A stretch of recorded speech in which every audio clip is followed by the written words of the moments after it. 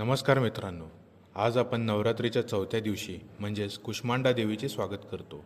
कुष्मांडा देवी संपूर्ण विश्वाची निर्माती आहे.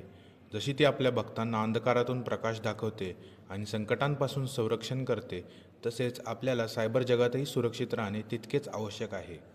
कुष्मांडा देवी सूर्यासारखी तेजस्वी ऊर्जा निर्माण करते, जी अंधकारात प्रकाश पसरवते आणि जीवनात नवीन सुरुवात घडवते. त्याचप्रमाणे सायबर सुरक्षा आपल्याला ऑनलाईन जगातील धोके ओळखायला आणि त्यांचा सामना करायला मदत करते. जशी कुष्मांडा देवी आपल्या भक्तांना शक्ती देऊन त्यांचं जीवन उजळवते, तसेच आपली जागरूकता, मजबूत पासवर्ड, अँटीव्हायरस प्रोग्राम्स आणि सुरक्षित ऑनलाईन सवयी आपल्याला हॅकर्स, मालवेअर्स आणि फिशिंगसारख्या सायबर धोक्यांपासून सुरक्षित ठेवतात. सायबर सुरक्षा फक्त तांत्रिक साधनांपुरतं मर्यादित नाही, ती आपल्या नैतिकतेवर, निर्णय क्षमतेवर आणि जबाबदारीवर देखील अवलंबून आहे.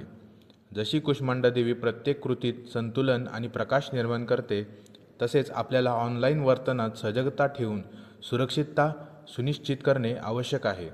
सतर्कतेने घेतलेले छोटे निर्णय मोठ्या संकटांना टाळू शकतात.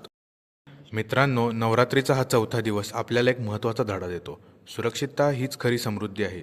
जशी कुष्मांडा देवी अंधकारातून प्रकाशाचा मार्ग दाखवते, तसंच आपण सायबर जगात सतर्क राहून सुरक्षिततेचा प्रकाश आपल्या आणि इतरांच्या जीवनात आणूया.